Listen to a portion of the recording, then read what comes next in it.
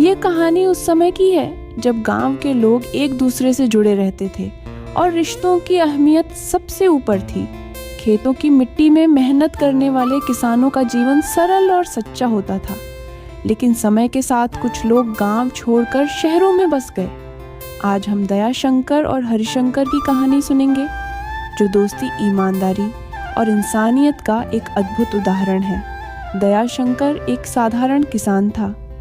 उसकी मेहनत और ईमानदारी के लिए पूरे गांव में उसका नाम था। आज सालों बाद हरिशंकर गांव वापस आया है और तभी उसके मित्र दयाशंकर उससे मुलाकात होता है।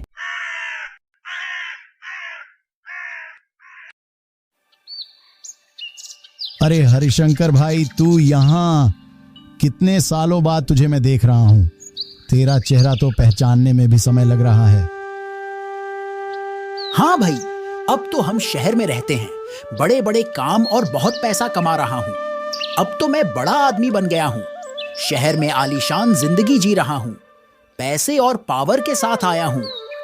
तू तो अब भी इन खेतों में और अभी भी वही पुरानी जिंदगी जी रहे हो। हाँ भाई, मेहनत की रोटी और सुकून, बस इसी में खुश हूँ। तुमसे मिलकर अच्छा लगा।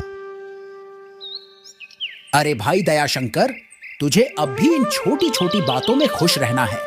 तू जानता ही है, पैसे से हर समस्या हल होती है। पैसा सब कुछ नहीं है मेरे दोस्त, सच्चा सुख मेहनत और रिश्तों में रहता है। दोनों की बातचीत धीरे धीरे बढ़ती है, जिसमें हरिशंकर अपनी अमीरी के किस्से सुनाता है।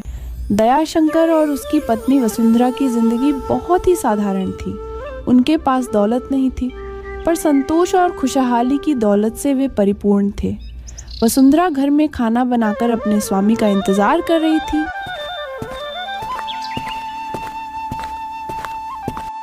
स्वामी, खेतों में इस बार फसल कैसी हुई है और बारिश नहीं हुई तो क्या होगा?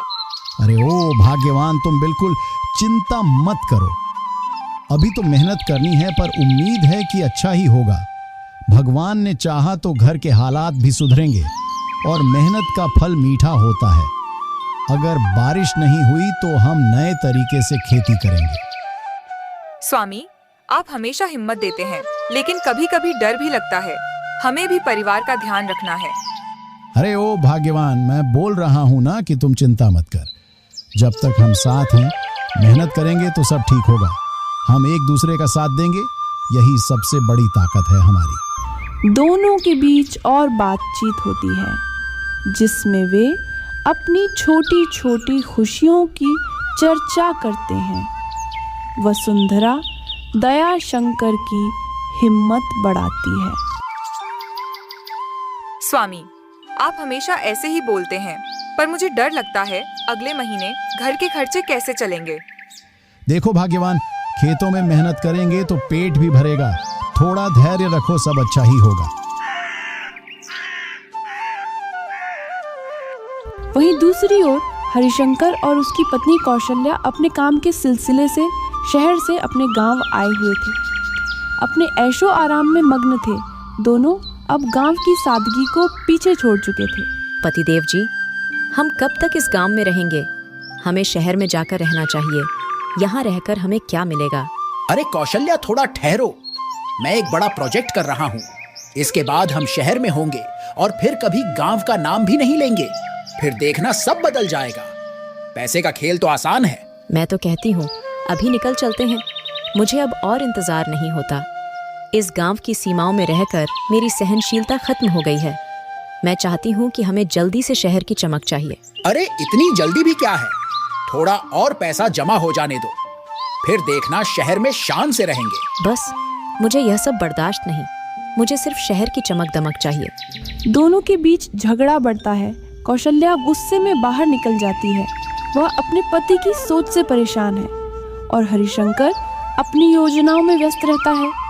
गांव में सूखा पड़ चुका था और सभी गांव वाले एक आपात बैठक के लिए चौपाल पर जमा हुए थे।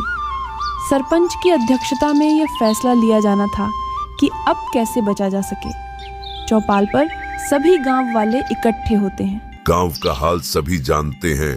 बारिश नहीं हो रही है और फसलें सूख रही हैं। हमें एक साथ मिलकर इसका हल ढूंढना होगा।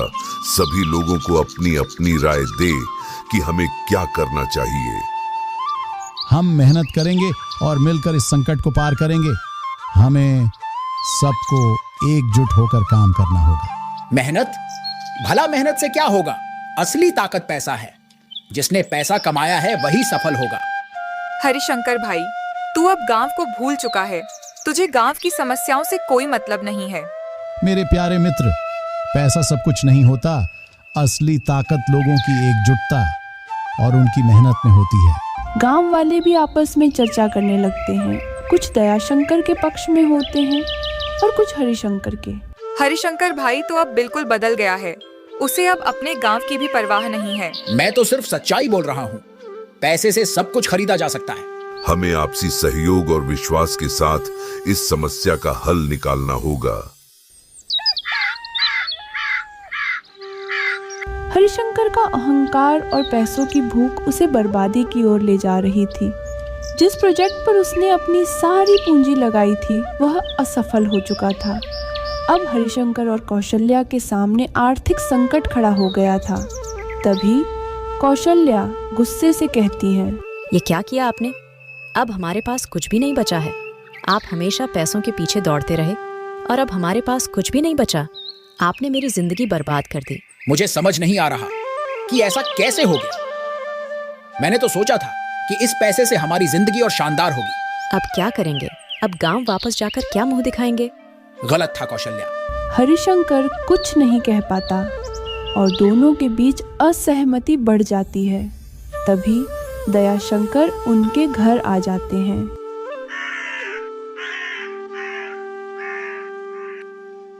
दोस्त, मुझे पता चला कि तुम्हारी स्थिति ठीक नहीं है। मैं मदद करने के लिए यहाँ आया हूँ। तू चिंता मत कर मेरे दोस्त, हम सब मिलकर काम करेंगे। दयाशंकर, मैं कितना गलत था। दौलत और घमंड ने मेरी आंखें बंद कर दी थी। तुमने दोस्ती और इंसानियत के सच्चे मायने समझा दिए। दयाशंकर की मदद ने हरिशंकर को एक नई दिशा दी। उसने महसूस किया कि असली सुख पैसों में नहीं बल्कि रिश्तों और मेहनत में है। कुछ दिन बाद दयाशंकर और हरिशंकर खेतों में काम करते हैं। दयाशंकर उसे समझाता है, देख दोस्त, मेहनत का फल मीठा होता है। जब हम सब मिलकर काम करते हैं तब हर समस्या हल हो जाती है। तूने सही कहा। मैं अब मेहनत करने के लिए तैयार हूँ। मुझे अपनी सोच बदलनी होगी। दयाशंकर और हरिशंकर गांव वालों के साथ खेतों में साथ काम कर रहे हैं, जबकि उनकी पत्नियां घर के कामों में एक दूसरे की मदद करते करते बातें करती हैं। कौशल्या जी, देखा, अपने इंसानियत सबसे बड़ी दौलत होती है। हाँ दीदी, आज मुझे यह बात समझ आई है। हम गरीब या अमीर नहीं, सबसे पहले इंसान हैं। लालची सब्जी वाला। शांतिनगर नाम के एक गांव में एक सब्जी बेचने वाला व्यक्ति रहता था जिसका नाम था शेखू। क्योंकि उस गांव में और कोई भी सब्जी नहीं बेचता था, वो अकेला ही सब्जी बेचता था और उसके सब्जी उस गांव में पूरे मशहूर थे। लोग शेखू से ही सब्जी खरीदते थे।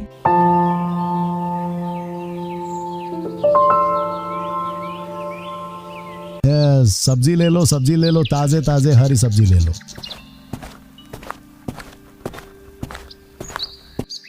अरे ओ शेखू भाई, टमाटर कितने रुपए किलो दे रहे हो? जी 20 रुपए किलो दे रहा हूँ। क्या आपको चाहिए? ठीक है शेखू भाई, 1 किलो टमाटर दे दो। कि तभी शेखू तुरंत उस औरत को 1 किलो टमाटर तोल कर दे देता है और शेखू उस औरत से कहता है, जी सब्जी एकदम बढ़िया है, खत्म हो जाए तो फिर से कहना, फिर से सब्जी दे दूंगा। अरे शेखू भाई, आप अकेले ही तो इस गांव में सब्जी बेचते हो। आपके अलावा हम लोग किससे सब्जी लेंगे? हाँ वो बात तो है। फिर ऐसे ही शेखू सब्जियां बेचता था। एक दिन वह सब्जी बेचकर घर आता है और अपनी पत्नी से कहता है, अरे ओ भाग्यवान, इस तरह रोज रोज सब्जियां बेचकर ज्यादा लाभ नहीं हो रहा है। हमारे गांव में और कोई भी सब्जी नहीं बेचता है, तो क्यों ना मैं इस सब्जी का दाम को बढ़ा दूं। स्वामी, आप ठीक कह रहे हैं जी, सब्जी का दाम बढ़ाना ही होगा। नहीं तो हमें ज्यादा लाभ नहीं होगा। स्वामी, आप कल से ही 1 किलो सब्जी 50 रुपए किलो बेचना। हाँ भाग्यवान, मैं कल से ही सब्जी का दाम दुगुना बढ़ा दूंगा। इससे हमारा ज्यादा मुनाफा होगा।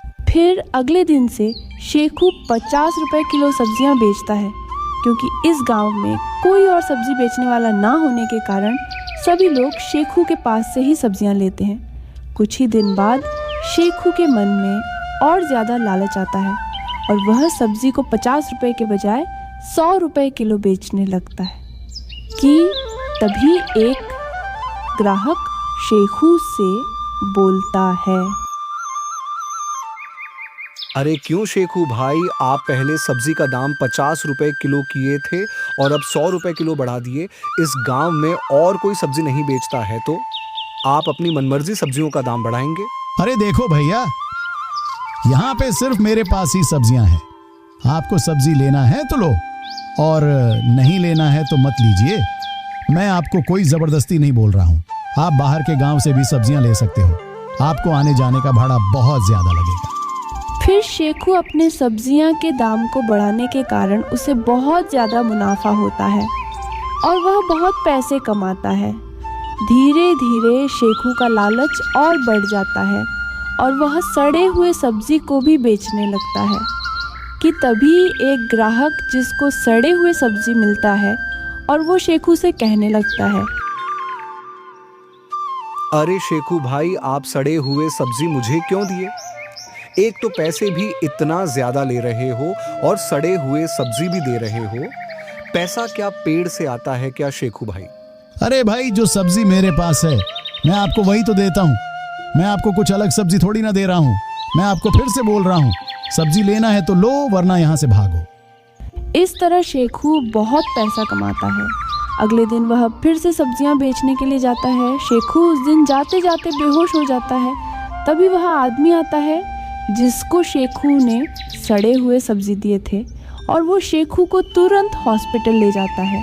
फिर हॉस्पिटल में डॉक्टर उस आदमी से कहता है, आप सही समय पर इसे ले आए, वरना इसकी जान को खतरा था। तभी शेखू को अपनी सारी गलती का एहसास होता है और वह उस व्यक्ति से माफ़ी मांगता है जिसको उसने सड़े हुए सब्जी दिए थे। भाई मुझे माफ कर दो, मैं लालच में आकर आप सभी से दुगुनी दामों पर सब्जी बेचा हूँ और अच्छा हुआ आपने मुझे हॉस्पिटल ले आया, वरना मेरे बीवी बच्चे रास्ते पर आ जाते। आपका बहुत बहुत धन्यवाद। फिर शेखू अपने सब्जी को सस्ते दामों पर बेचता है और वह सड़े हुए सब्जी को बेचना बंद कर देता है और ताज़े ताज़े सब्जी बेचता है।